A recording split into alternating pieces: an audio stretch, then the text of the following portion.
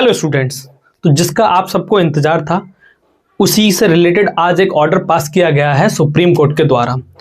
हम बात कर रहे हैं Uttar Pradesh public service commission के द्वारा रिलीज करी गई 26 वैकेंसीज ड्रग इंस्पेक्टर की पोस्ट के लिए। उस वैकेंसीज में हमने देखा था कि 18 मंथ का जो एक्सपीरियंस है वो आपके लिए मैंडेटरी एज एसेंशियल क्वालिफिकेशन बना दिया गया है।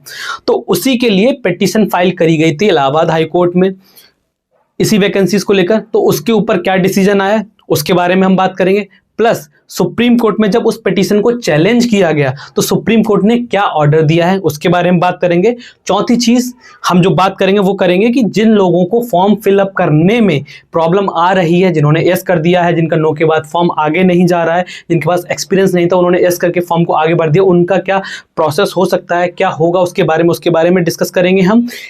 एंड क्या कहते हैं ये सारी की सारी चीजें और सुप्रीम कोर्ट का जो ऑर्डर है वो क्या कहता है वो हम सारी की सारी चीजें इसमें डिस्कस करेंगे। तो सबसे पहले समझते हैं कि ये जो चीजें हुई हैं वो हुई क्यों हैं। क्लियर है? तो आप देखिए यहां पर हाई कोर्ट में एक पिटीशन फाइल होती है। वो पिटीशन किसके द्वारा फाइल की जाती है? दीपक कुमार और अलग जो फार्मा एस्पिरेंट्स है हमारी आपकी तरह, उन्होंने पिटीशन फाइल की किसके regarding? Uttar Pradesh public service commission ने जो ड्रग इंस्पेक्टर की पोस्ट का रिक्रूटमेंट एडवर्टाइजमेंट निकाला था उसमें जो 18 मंथ का एक्सपीरियंस मैंडेटरी किया गया उसके रिगार्डिंग। क्यों? क्योंकि सेंट्रल गवर्नमेंट ने ऑलरेडी रूल नंबर 49 में ये बता दिया है कि जो एक्सपीरियंस है वो स्पेसिफिक क्वालिफिकेशन के लिए ही मैंडेटरी है, ड्रग इंस्पेक्टर के सिलेक्शन के लिए नहीं। तो ये जब पिटीशन फाइल करी गई तो इसके ऊपर आपका 8 जनवरी को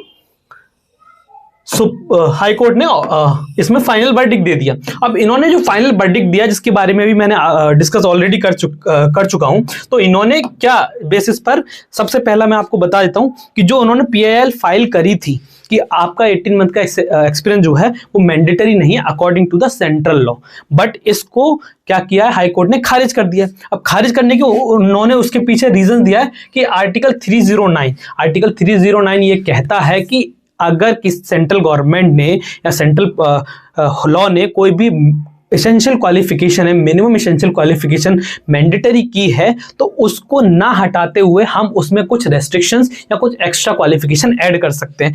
उसके बिहाफ पर इन्होंने क्या किया है, उस एक्सपीरियंस को मैंडेटरी कर दिया और उनकी पीआईएल को फाइनली रिजेक्ट कर दिया।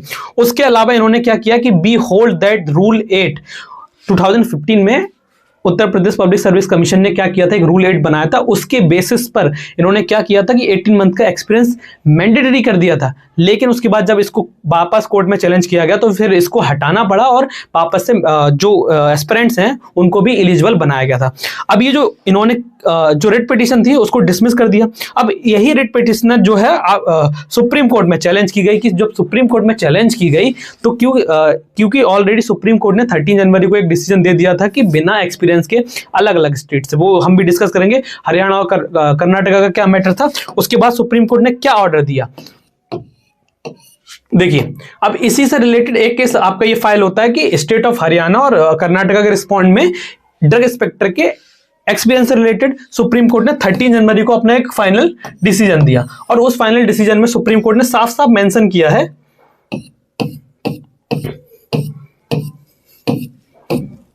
एक सेकेंड,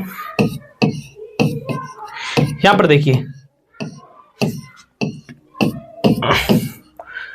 कि जो आपका ड्रग इंस्पेक्टर के लिए एक्सपीरियंस चाहिए, the public service commission of the respective state are direct to complete the process of selection by taking the qualification as the prescribed in DNC rule as essential, ignoring the requirement of experience।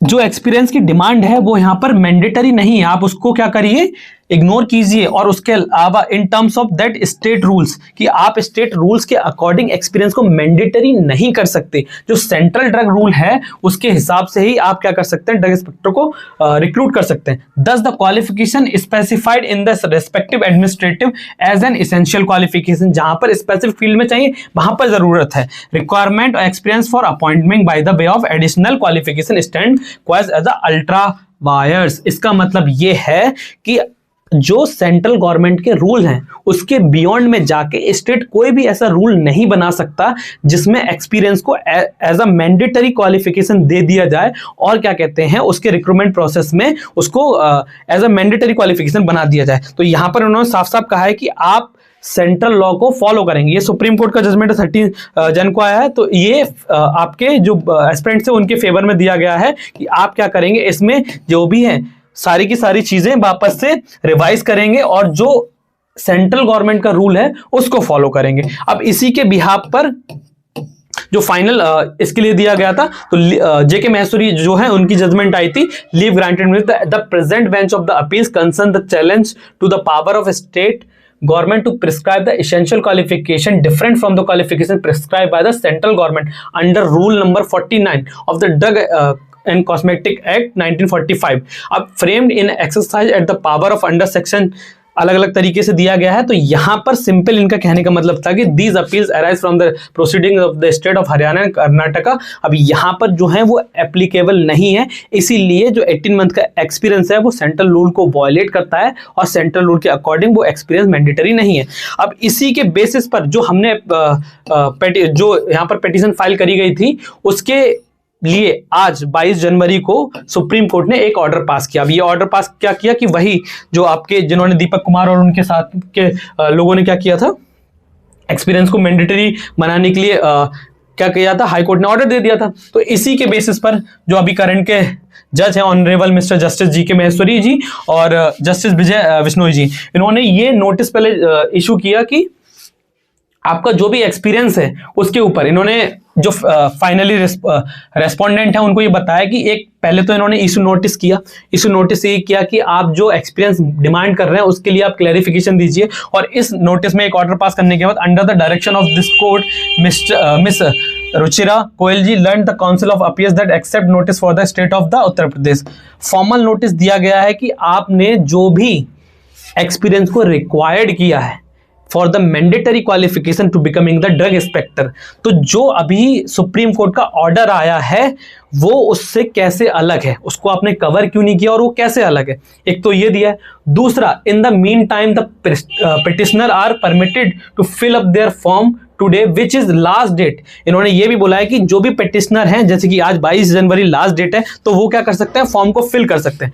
But problem ये आती है कि यहां पर कोई भी technical चीजें discuss ही नहीं की गई हैं। और वो टेक्निकल चीजें क्या है कि जब भी कोई फॉर्म फिल किया जा रहा है उस फॉर्म फिलिंग में सबसे बड़ी बात ये आती है कि अगर आप टेक्निकल प्रॉब्लम में जाएंगे, फॉर्म को आगे बढ़ाएंगे, अगर आपके पास एक्सपीरियंस है आप उसको यस कर देते हैं, तो जो आपने डिक्लेरेशन दिया है कि हम जो भी इंफॉर्मेशन देंगे Uttar Pradesh public service commission को वो as per the correct manner होंगे, तो आप इससे क्या होंगे, आप डिबार कर दिए जाएंगे क्योंकि आपने फॉल्स इंफॉर्मेशन दे दी है।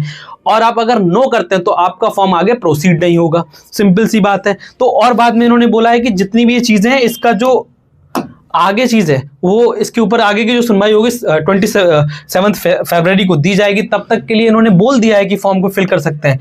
अब मैं यहाँ पर आपको एक फाइनल बात ये बता देता हूँ, मोटे मोटे तौर पर सीधी चीज ये है कि according to the supreme court इन्होंने ऑलरेडी कई बार फैसले इसमें दे दिए हैं कि जो 18 मंथ का एक्सपीरियंस है वो रिक्वायर्ड नहीं है। बट ये हाई टाइम है कि आज लास्ट डेट है, तो फॉर्म जो लोग भरे हैं और जो गलत भर दिए हैं, जैसे कि मान लेते हैं उनके पास एक्सपीरियंस नहीं था, उन्होंने यस को आगे क्लिक किया और फॉर्म को आगे प्रोसीड कर दिया।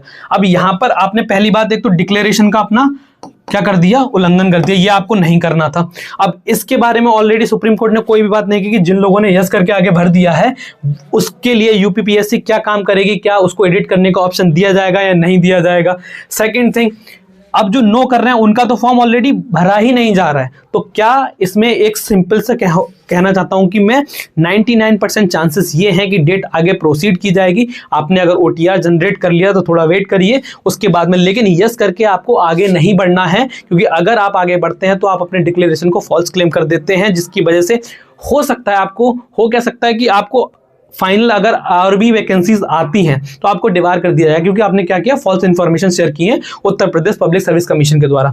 लेकिन अगर इसको कंसीडर करते हुए किसी ने यस फॉर्म करके फिल कर दिया है तो इसका जो डिसीजन है वो आपका यूपीपीएससी ही लेगी। हो सकता है ये करेक्शंस के लिए कुछ एडिटेबल चीजें दे दे कि आपसे एक्सपीरियंस नहीं मांगा जाएगा, बट ये चीज है कि अभी के लिए हम सिर्फ वेट कर सकते हैं। आप वेट करिए कि इसमें फॉर्म जो है फिल होगा, लेकिन फॉर्म की डेट आगे बढ़ाई जाएगी। क्लियर है? Thank you all for watching this video. I hope आपके सारे डाउट्स क्लियर हुए होंगे, सारे जजमेंट्स आपको समझ में आए होंगे।